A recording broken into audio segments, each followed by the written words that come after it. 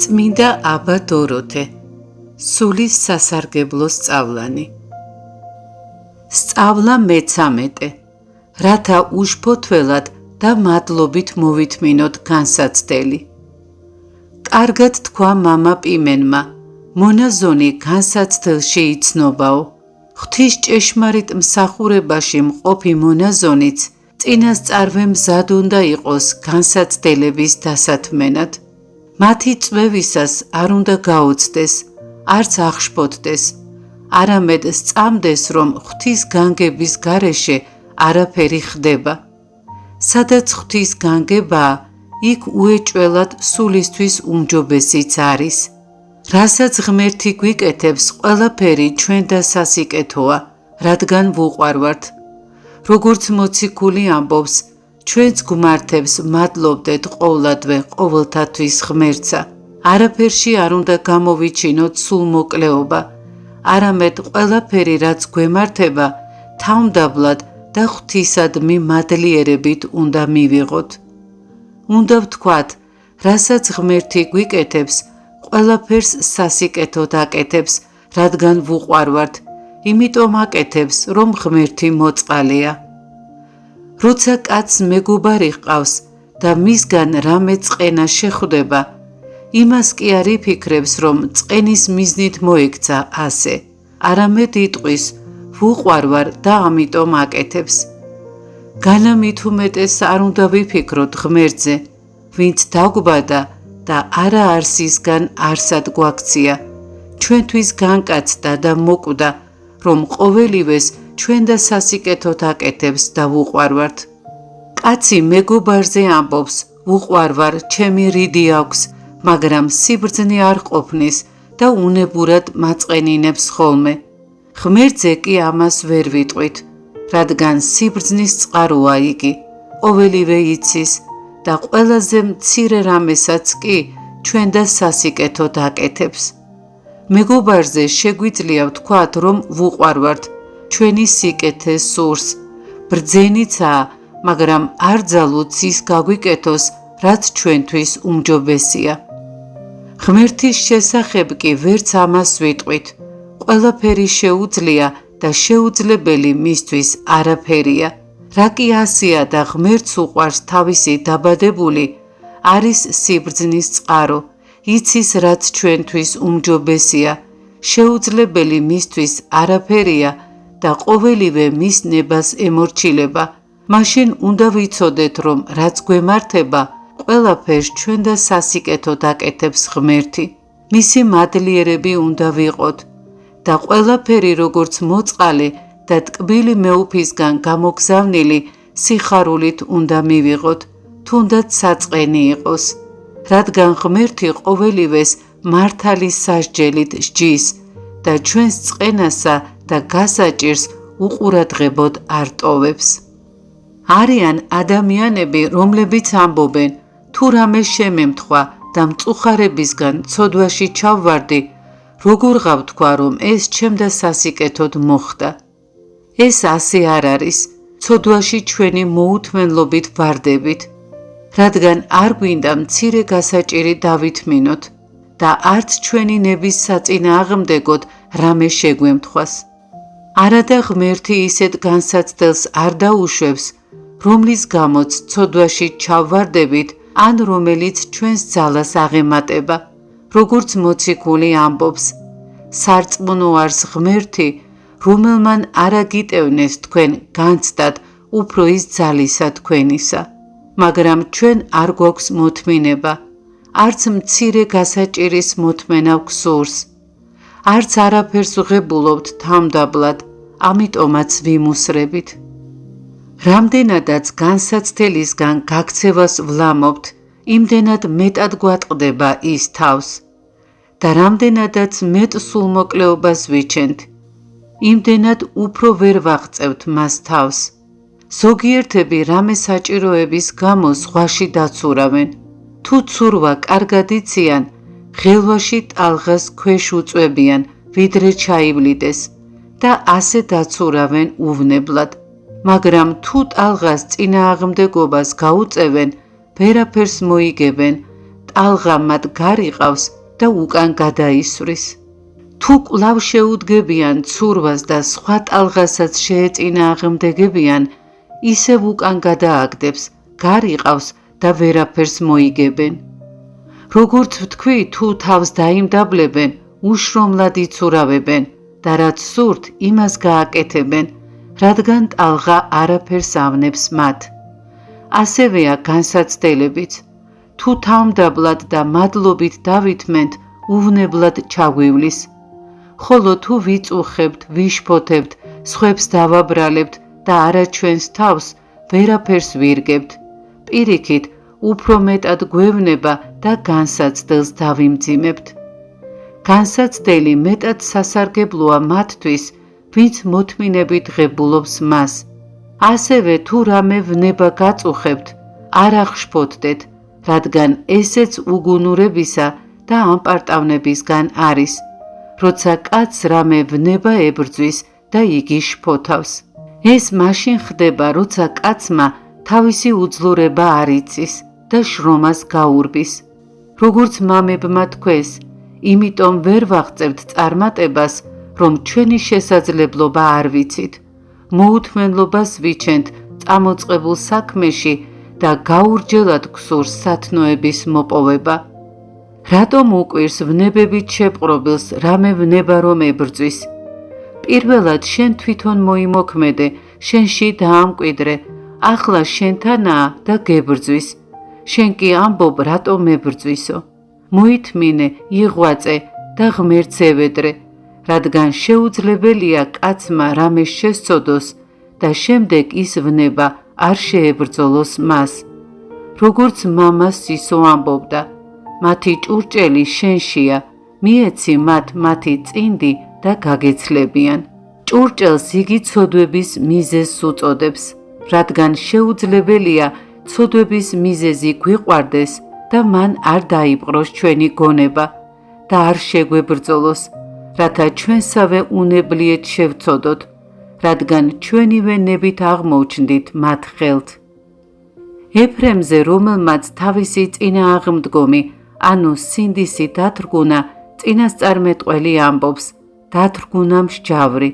წინასწარმეტყველი ამბობს, რომ იგი ნებით ეძებდა ეგვიპტეს და უნებლიეთ მივიდა ასურეთში. მოდით დავუფიქრდეთ ნათქვამს. ეგვიპტეს უწოდებს ხორცის ნებას, რასაც ხორციელ განცხრომამდე მივყავართ, ხოლო ასურეთს უწოდებს არაწმინდა აზრებს, რაც გონებას ამღვრევს, რყვნის, არაწმინდა წარმოსახვით ავსებს და ცოდვას უნებურად საქმით აღასრულებინებს. თუ კაცი თავისივე ნებით აყვება ხორცის ნებას, შემდეგ უნებურად ნაბუქოდონოსორის სამსახურებლად ასურეთამდეც მივა. იცოდა ეს წინასწარმეტყველმა და ამიტომ ეუბნებოდა ხალხს, ნუ შეხვალთ ეგვიპტედ. რას აკეთებთ უბადრუკნო, დამდაბლდით მცირედ, მოიდრიკეთ მუხნი თქვენი და მსახურეთ მეფესა ბაბილონისასა, რათა დასხდეთ ქვეყანასა მამათა თქვენთასა. კვლავ ამხნებებს და ეუბნება, პირისაგან მისისა, ნუ გეშინის, თქვა უფალმა, რამეთო თქვენთანა ვარ განრინებად და ცხონებად თქვენ და ხელისაგან მისისა. ნახეთ წინასწარ როგორ უამბობს მომავალ ჭირზე, თუ ღმერთს ეურჩებითო. ასევე ამბობს, უკეთუ შთახვიდეთ ეგვიპტედ, იყვნეთ საწუნელ და მონა და შეურაცხ და საყვედრელ ყოველთა. ისინი კი ამბობდნენ, არა დავსხდეთ ქვეყანასა ამას შინა, ვითარმეთ ქვეყანად ეგვიპტისა შევიდეთ და არა ვიხილოთ ბრძოლაი და ხმაი საყვირისაი არა ვისმინოთ და პური არა გვშიოდის. მაშინ ჩავიდნენ ეგვიპტეში, ნებით ემსახურნენ ფარაონს, შემდეგ კი უნებლიეთ მივიდნენ ასურეთში და თუმცა არ უნდოდათ ემსახურებოდნენ მათ. დაუფიქრდით ამ სიტყვებს, ვიდრე კაცი ვნებას არ დაჰყვება, თუნდაც აზრები ებრძოდეს, მაინც თავისუფალია თავის ქალაქში და ღმერთი ყავს შემწედ. თუ ღვთის წინაშე დამდაბლდება, განსაცდელის სიმწარეს მადლობით მოითმენს და მცირე ოდენს იღვაწებს, ღვთის მოწყალება დაიხსნის მისგან. მაგრამ თუ გასაჭერს გაექცევა, განცხრომასა და ხორცის ნებას აჰყვება, შემდეგ უნებლიეთ მივა ასურთა ქვეყანაშიც და მოემსახურება მათ. ამიტომ ამბობს წინასწარმეტყველი და ილოცეთ ცხოვრებისათვის ნაბუქოდონოსორ მეფისა ბაბილონისა, რამეთო ცხოვრებასა შინა მისაარს ცხოვრება თქვენი. ნაბუქოდონოსორი ნიშნავს მოწეული ჭირის დროს მოთმინებას და არა სულმოკლეობას. ამის გამო კაცმა არ უნდა იდრტვინოს, არამედ თითქოს სავალდებულო იყო, განსაცდელი მოსწეოდა, მადლობით დაბლად მოითმინოს იგი. უნდა თქვას, ღირსი არა ვარ ამ ბნებისგან გავთავისუფლდე, პირიქით, უფრო მეტად უნდა გამიმძაფრდეს, რათა სიმწარეში ვიცხოვრო. საკუთარ თავს უნდა აბრალებდეს, თუნდაც იმ დროს ბრალი არ მიუძღოდეს, უნდა თქვას, ღმერთი უსამართლობას არ სჩადის, არამედ ყველაფერში სამართლიანია. როგორც ერთი ძმა ტირილით ამბობდა, როცა ღმერთმა განსაცდელი მოაშორა. უფალო, ნუ თუ ღირსი არა ვარ, ცოტათი მაინც შევწუხდე შენთვის. ასევე დაწერილია, იყო ერთი დიდი ბერის მოწაფე, რომელსაც სიძვა ებრძოდა. ბერმა გაჭირვებაში რომ ნახა, იგი უთხრა, შვილო, გინდა ღმერთს ვთხოვო, ბრძოლა შეგიმსუბუქოს. მან კი უპასუხა, მამაო, თუმცა ვიტანჯები, ამ ტანჯვიდან ნაყოფსაც ვხედავ ჩემში. მხოლოდ ის თხოვე ღმერთს, რომ მოთმინება მომცეს. აი ესენი არიან, რომელთაც ცხონება ჭეშმარიტად სურთ. ეს არის უღლის სიმდაბლით ტვირთვა. ეს არის ნაბუქოდონოსორის ცხოვრებისთვის ლოცვა. ამიტომ ამბობს წინასწარმეტყველი, ცხოვრებასა შინა მისაარს ცხოვრება თქვენი. ეს იმ ძმის სიტყვებს გავს, რომელმაც თქვა, ამ ტანჯვიდან ნაყოფსაც ვხედავ ჩემში. ამიტომაც უთხრა ბერმა, ახლა ვიცი, რომ წინ წასულ ხარ და ჩემზე მეტი ხარ. თუ კაცი იღვაწებს და ცოდვას საქმით აღარ გააკეთებს, მაშინ მავნებელ გულის სიტყვებსაც შეებრძოლება. ამგვარი საქციელით იგი დამდაბლდება, შეიმუსრება და მოღვაწეობას შეუდგება. შემდეგ კი მოღვაწეობის სიდუხჭირით განიწმინდება. დაუბრუნდება ბუნებრივ მდგომარეობას, როგორც ღმერთმა თავდაპირველად შექმნა. ამიტომ ვამბობ, უგუნურებისა და ამპარტავნებისგან არის, როცა კაცს რამე ვნება ებრძვის და იგი ამისთვის შფოთავს. პირიქით, თამდაბლად უნდა მოითმინოს, თავისი შესაძლებლობა გააცნობიეროს და ღმერთს ევედროს მანამ, სანამ მოწყალებით მოხედავს მას. თუ კაცი არ გამოიცადა და ვნებათა სიმწარე არ იგემა, მათგან თავის განსაწმენდად არ იღწვის.